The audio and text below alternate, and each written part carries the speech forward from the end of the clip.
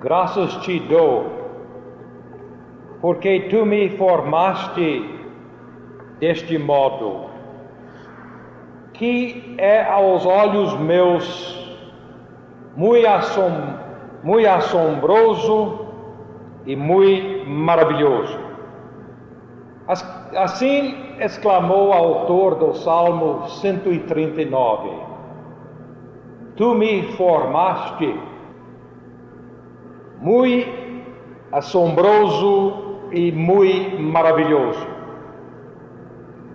Assim gritou o salmista, maravilhado da criação de Deus, de si mesmo, criado por Deus. Tu me formaste, ó Deus, muito assombroso e muito maravilhoso. E realmente, irmãos, a pessoa humana que Deus formou é certamente espantosa e maravilhosa. O salmista acertou 100%. A criação humana é fantástica. Veja o corpo humano. Nosso corpo pode sustentar tratamento severo, ele pode aguentar sede, pode nutrir-se erradamente com alimentação errada e ainda sobreviver, pode experimentar noites sem dormir, suportar anos de trabalho pesado, um corpo formidável. Vejam também a mente humana. A mente humana não é menos resistente do que o corpo, até mais. Porque, irmãos, nossa mente pode trabalhar durante anos sem parar. E a nossa mente, ela estende-se acumulando cada vez mais informações. O milagre de tudo, irmãos, é que a nossa mente, ela pode ajustar-se à verdade nova. Ela sabe como agarrar-se resolutamente com o paradoxo, com a contradição. A mente humana é espetacular. E o coração humano, hein? Ele tem a capacidade de absorver o choque, tem a capacidade de sofrer o desespero da vida e ainda recuperar-se. O nosso coração tem a capacidade de suportar perdas, de manter-se firme quando os mais preciosos sonhos nossos caem na terra. Ó Deus, tu me formaste muito assombroso e muito maravilhoso. Certamente Deus nos criou, cada um de nós, extraordinariamente. O ser humano é espetacular mesmo. Mas ainda assim, irmãos, existe algo que acaba com toda a humanidade. Existe uma desgraça que é mais cruel de todas e que tira o sorriso do rosto de todo mundo e ninguém escapa. É uma desaventura que abala o mais forte. Ela abate nossos ombros, ela dobra nossos joelhos, ela quebra nossos corações. Então, do que estou falando? Qual é essa desgraça? Estou falando da rejeição. Da rejeição. O que acaba, irmãos, com qualquer um é simplesmente ser rejeitado. Você diz, eu não. Eu sou tão forte que eu não importa. É? Vamos ver. Porque essa rejeição se manifesta de várias maneiras.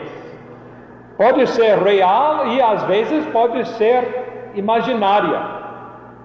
Nós podemos ser simplesmente rejeitados por outras pessoas. Nós podemos ser rejeitados, ou podemos imaginar que nós somos rejeitados até por Deus. Nós podemos até rejeitar a nós mesmos. Há uma rejeição vocacional. Acontece quando nós somos demitidos do emprego. Acontece quando nos dizem que nós somos antiquados e para nada mais servimos. Eu não sei como vocês jovens aguentam o vestibular, porque pode acontecer quando você não passa no vestibular. É uma rejeição terrível. É possível que uma geração rejeita uma outra geração. Acontece quando o filho jovem põe de lado os seus velhos pais. E por outro lado, acontece quando os pais acham que são perdidos seus filhos adolescentes e a sua cultura.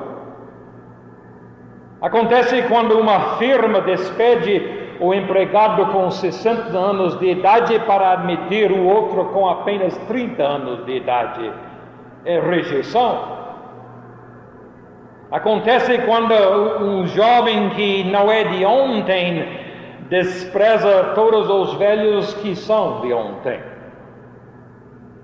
É possível ser rejeitado por causa de sua raça, infelizmente, ou por causa de sua posição social. A rejeição social, especialmente em nosso meio, é uma forma muito sutil de casta. É a preocupação de classe, onde nós julgamos os outros conforme a sua origem. Rejeição social é onde nós julgamos irmãos os outros conforme a sua habilidade de acumular dinheiro, ou sobre sua habilidade ou capacidade de exibir riquezas. Tudo isto é uma forma de rejeição. E não há ninguém que escapa, não. A seguinte pergunta foi feita sobre Jesus lá no início do seu ministério, no primeiro capítulo do Evangelho de São João, quando foram perguntada a seguinte pergunta: e de Nazaré? Pode vir alguma coisa boa de Nazaré? A pior rejeição de todos, irmãos, tem que ser quando nós rejeitamos a nós mesmos, quando nós rejeitamos a pessoa, começa a odiar a si mesmo e seu próprio corpo. Há tanta gente nesse mundo que não gosta de si mesmo, que está simplesmente, pouco a pouco, destruindo a si mesmo, rejeitando e querendo se destruir. É quando a pessoa desiste da vida e torna-se uma candidata de suicídio. A verdade, irmãos, é que a rejeição é fatal para todo mundo. No orfanato, aqui na América Latina, foram internados 91 bebês. As instalações do orfanato eram ótimas. A comida era excelente. A roupa era mais do que adequada. Os nenês tinham tudo o que precisavam, menos uma coisa. Faltava um número suficiente de pessoas, as enfermeiras e os ajudantes. E os poucos que havia, não tinham o tempo suficiente para dar para cada neném o amor e a atenção, e o colo e o braço que cada criança precisa. Então, os nenéns, por causa da situação impossível de ter tanta nenezinho com tão pouca gente para tomar conta, eles sentiram-se rejeitados, não amados. E vocês sabem o que aconteceu? Incrível. Durante o primeiro ano, 27 deles morreram. Segundo ano, mais 7, do 91, e 27 deles saíram do orfanato sobreviventes. Eles cresceram com profundos problemas mentais. Ninguém pode ser rejeitado. O Dr. A.J. Hadfield, da Universidade de Londres, escreveu um livro em que ele diz que a maioria das perturbações mentais e emocionais vem de uma infância em que a pessoa foi rejeitada pelos pais. E deve existir muita causa para a desordem mental, está certo? Mas alto na lista destas causas é a rejeição. Tem que ser uma causa principal. Dr. Charles Allen nos conta o que aconteceu quando ele tentou ajudar uma senhora lá de Atlanta, Georgia, uma senhora que tinha 35 anos de idade e era alcoólatra. E Dr. Allen tentou ajudá-lo, procurando entender a causa dela de querer beber demais, o vício de beber dela. Então ele, conversando com ela botou tudo fora. Ela falou como tudo era ruim para ela. Ela não gostava de sua cidade e muito menos de seu povo. A companhia onde ela trabalhava era uma companhia injusta e desumana. Seu chefe era muito mesquinho e atrapalhava a vida dela em tudo. Ela recusava frequentar mais a sua igreja, os cultos da igreja, porque ela achava que todo mundo lá na igreja dela era hipócrita e pouco amistoso. Ela separou-se de seu marido, reclamando que ele ligava somente para a família dele e não para ela. Depois ela falou para o Dr. Allen que o marido dela realmente era um homem bondoso, até um homem gentil. Mas ela sentiu que ele era bondoso e gentil com a sua própria mãe, mas não importava com ela. E ela reclamava de tudo. E finalmente ela chegou a falar da sua própria família como a todo mundo maltratava. Então ela nunca quis ver mais sua mãe ou seu pai. E chegando neste ponto, o Dr. Allen achou que ele descobriu a causa de todo este ódio. E foi o seguinte: antes de nascer, seus pais queriam um menino, só isso. E quando a menina nasceu, eles ficaram desapontados. E o neném não é bobo, não. Ela percebeu. 10 anos mais tarde, outro neném entrou no lar. Outro neném nasceu. E foi aquele menino tão desejado pelos pais. E ele imediatamente recebeu o nome do pai. E ele foi adorado e recebeu toda a atenção, e ela simplesmente se sentiu rejeitado. A mãe gostava de ler em voz alta para os dois, né? E a mãe sempre segurando perto dela no colo o nenezinho, e a irmãzinha mais velha ficava lá sentada numa cadeira sozinha, separada dos outros. Ela sentiu-se rejeitada. Você diz: mas ela não era rejeitada, ela não devia ter sentido isso. Está certo, você está certo. Mas ela sentiu. Tá bom. Então não é de estranhar, irmãos, que ela achasse o mundo tão desagradável. Ela achava tudo ruim. Ela tentava com o álcool simplesmente fazer a vida suportável. Ser rejeitado numa maneira até sutil é a pior coisa da vida, porque nós vamos fazer tudo possível para evitá-lo. Por exemplo, eu creio que este medo nosso de ser rejeitado pelos outros é a origem de virtualmente todo o nosso conformismo. É o medo de ser afastado de um grupo que nós gostamos, um grupo que nós estimamos e cuja amizade avaliamos. E ninguém quer ser diferente daquele grupo, claro que não. Então nós achamos preferível até comprometer nosso padrão moral, cultural, intelectual, do que arriscar-nos a ser rejeitado por este grupo. Eu já conheço pessoas que bebem e nem gostam das bebidas alcoólicas, mas elas têm medo de não beber no grupo onde eles vão.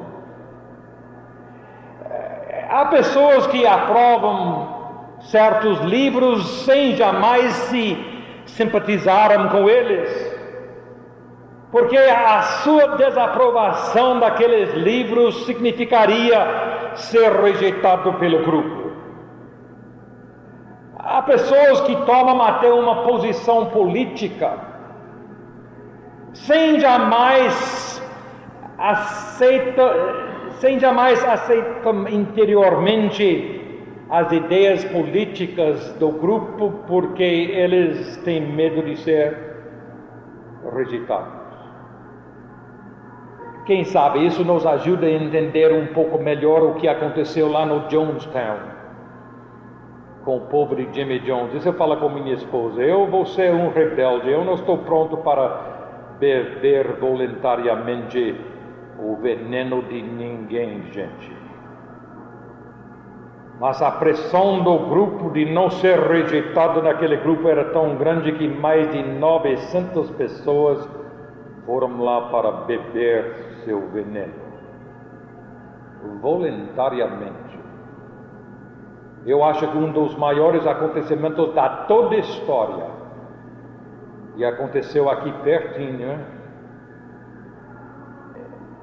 Vocês sabem quais são os livros que são mais roubados das bibliotecas? Tem ideia? São a Bíblia e o livro de etiqueta. É notável isso, é notável, irmãos, porque os dois livros nos falam das relações humanas.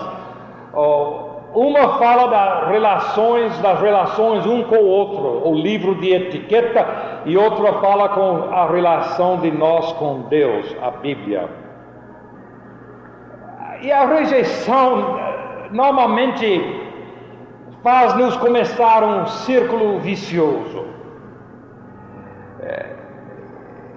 A primeira coisa, quando a gente se sente rejeitado, é a gente ter compaixão de si mesmo, né? Coitado de mim, ninguém gosta de mim, né? Então a gente tem dó de si mesmo, né? E daí nós passamos para o aborrecimento, faz a gente bravo, não é? Depois daí a gente passa para amargura, e no fim passa para pensamentos de vingança. Já tentou consolar o namorado que recebeu fora? Que tarefa impossível, e é mesmo, não dá não. Eu penso que a maioria das perturbações hoje, quer sejam do crime ou das prisões, quer sejam dos meninos e as meninas abandonados nas ruas de Brasília, ou dos vícios, quer sejam da juventude transviada ou do terrorismo, todos têm no fundo o pecado de rejeição de alguém, da sociedade ou de algumas pessoas. Há outras causas, claro, há outras causas que aparecem na superfície. Mas, irmãos, certamente por baixo existe o fato horrível da rejeição. E como nós simplesmente precisamos uns dos outros. Até nós reagimos intensamente, até violentamente, até diabolicamente, quando nós somos rejeitados.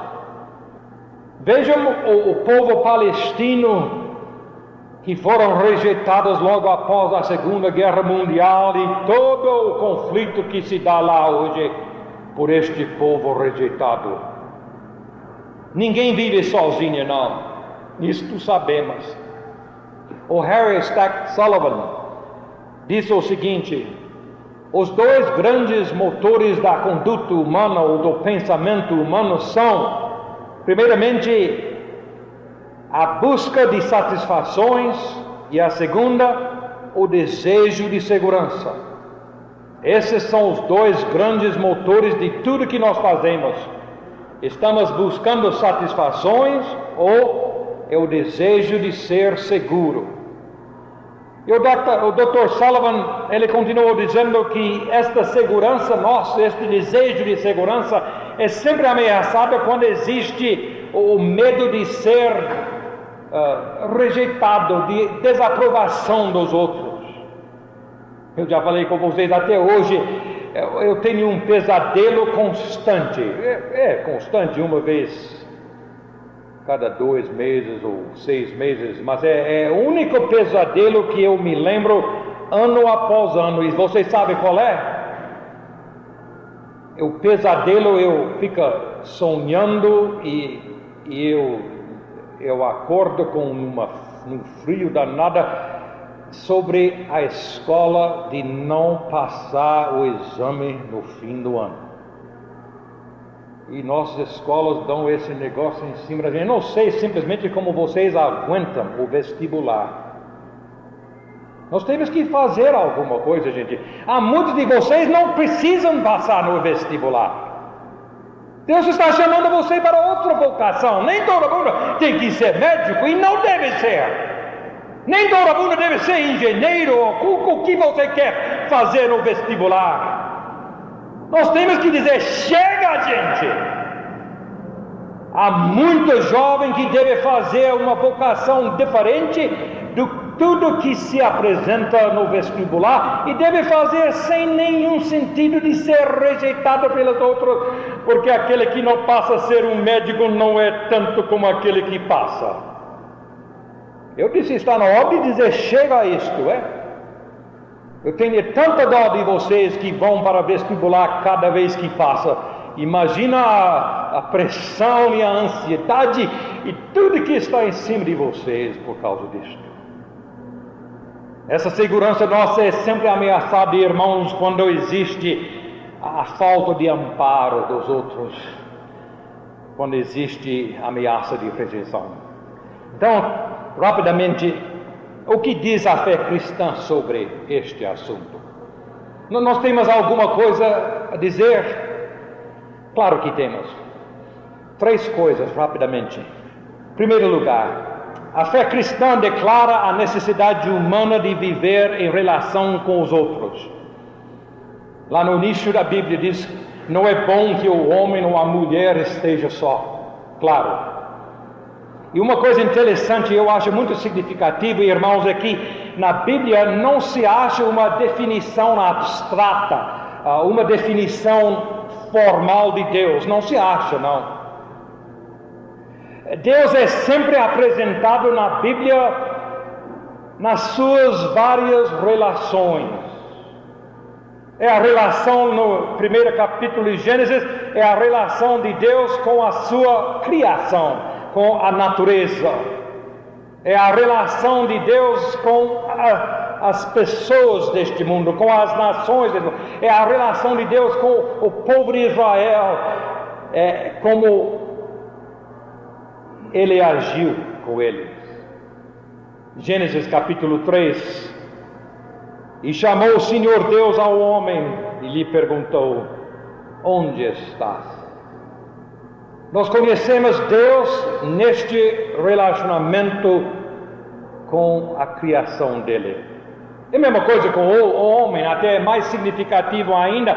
A Bíblia não se acha, irmãos, uma definição formal do homem. O homem como Deus é descoberto nas Escrituras Sagradas nos termos de suas relações, escondendo no jardim, colocando folhas de figueira, fazendo ídolos, adorando estes ídolos, sempre em afinidade. E assim, e somente assim, nós conhecemos quem nós somos e conhecemos o que nós somos. E nossa alienação uns dos outros é a indicação mais clara que existe do nosso pecado. Você quer saber da queda do homem? Então veja a nossa alienação entre irmãos e entre povo, entre nações. Segundo lugar, a fé cristã proclama que na face de nosso medo de rejeição, o amor constante de Deus. O filho pródigo voltou para casa, eu acho, esperando ser rejeitado. Ele declarou lá no chiqueiro, na terra distante, uma oração que ele ia usar exatamente para não ser tão rejeitado. Lembram-se a história dele? Ele orou, decorou lá no chiqueiro, dizia: eu vou voltar para meu pai, e vou lhe dizer que eu pequei, pai, contra Deus, os céus e contra o Senhor. Por isso eu não sou digno de ser mais chamado filho. Me trata como um servo qualquer. Quer dizer, dentro dele estava o medo do pai não recebê-lo como filho. Então ele fez um negócio para o pai não ser tão severo com ele, hein? E que foi? Em vez de tudo que ele tinha pensado do pai, o pai não fez nada daquilo. O pai simplesmente aceitou o filho como ele era. Nem deu sermão dele, nem tirou satisfações, nem chamou a atenção dele, nem falou como ele devia ter falado. Ô seu vagabundo! Estragou a herança da família numa vida de pecado como você vê? Nada disto. O pai nesta parábola é o paradigma de Deus. Deus nos ama. Deus é deste jeito. Ele não está aqui para nos condenar hoje, Ele não está aqui para nos julgar, mas Ele está aqui simplesmente para nos amar, para nos aceitar, para nos dar tudo que Ele tem de misericórdia, de perdão, de bondade ou de tudo que Ele é. Deus nos ama. Mas nós já ouvimos isso tantas vezes, acho que 1001 vezes, e até é difícil dar mais importância. Nós dizemos: chega. Esse é nosso problema, não é? Mas olha, gente, quando nós chegarmos ao ponto de sofrer a dor inexprimível da rejeição neste mundo nosso, então de repente nós deixamos estas palavras voltarem: Deus me ama. Quando realmente nós sentimos o que é ser rejeitado, nós deixamos esta verdade nos penetrar. Não há outro evangelho, irmãos, não há outra mensagem da boa nova. Deus nos ama. Deus nos aceita como somos. Então você diz: o que nós fazemos? Qual é meu papel? Nós simplesmente, irmãos, esforçamos-nos para aceitar nossa aceitação por Deus. Maravilha das maravilhas, Deus nos ama como nós somos. A doutrina, o ensino cristão mais difícil para nós entendermos, irmãos, deve ser a justificação por meio da fé. O termo em si já é pesado. E geralmente nossas explicações do que significa a justificação por meio da fé são mais pesadas ainda. A justificação de fé é simplesmente significa o seguinte: nossa aceitação por Deus, nossa salvação, nosso perdão, nossa aceitação por Deus não é o alvo da vida cristã, mas sim é o ponto inicial. Nossa aceitação de Deus, irmãos, não é algo que nós esperamos um dia conseguir. O fato que Deus nos ama, que Ele nos aceita, não é algo, irmãos, é algo que nós tentamos conseguir, que nós trabalhamos tanto para conseguir. É nada disso, não. É algo que Deus já tem feito por nós em Jesus Cristo. Então, na fé é nossa aceitação em humildade e gratidão da aceitação de nós por Deus. Nós simplesmente começamos lá. É o início da vida cristã. Somos aceitos por Deus. Finalmente, a fé cristã nos diz o seguinte: Deus, na sua misericórdia, tem colocado os rejeitados da terra, os pobres, os oprimidos, os necessitados, os coitados desta vida. Deus tem colocado estes rejeitados da terra numa comunidade em que cada um recebe o outro, como todos têm sido recebidos por Deus. E qual é esta comunidade em que Deus nos tem colocado? É a igreja dele. O clima de toda a igreja, irmãos, tem que ser controlado pelo amor de Deus. A nossa aceitação não é condicionada pelas qualidades de ninguém. A nossa aceitação por Deus não é controlada pelo dinheiro que você tem, nem é controlada pelas realizações que você tem feito, nem pela sua retidão moral. A igreja de Jesus Cristo, a igreja de Deus, irmãos, é uma comunidade em que cada um recebe o outro, como todos têm sido recebidos por Deus. Deus nos amou e deu sua vida por nós. E como Ele nos amou, irmãos, assim também nós temos que amar uns aos outros. E o convite é sempre o mesmo: venha como está. Frequentemente nós ouvimos alguém dizer: a igreja é um povo de uma certa crença ou da mesma crença trabalhando juntos. Ou a igreja é o lugar onde hoje em dia é muito fácil dizer que nós estamos juntos para trabalhar, para trazer o reino de Deus. Ninguém traz o reino de Deus, ele já está aqui. Mas a igreja é muito mais do que tudo isto. Nós estamos juntos na igreja de Jesus Cristo, irmãos, não somente para efetuar um objetivo comum, mas melhor, nós estamos juntos nela uns para os outros. É por causa disso que nós estamos aqui neste culto hoje.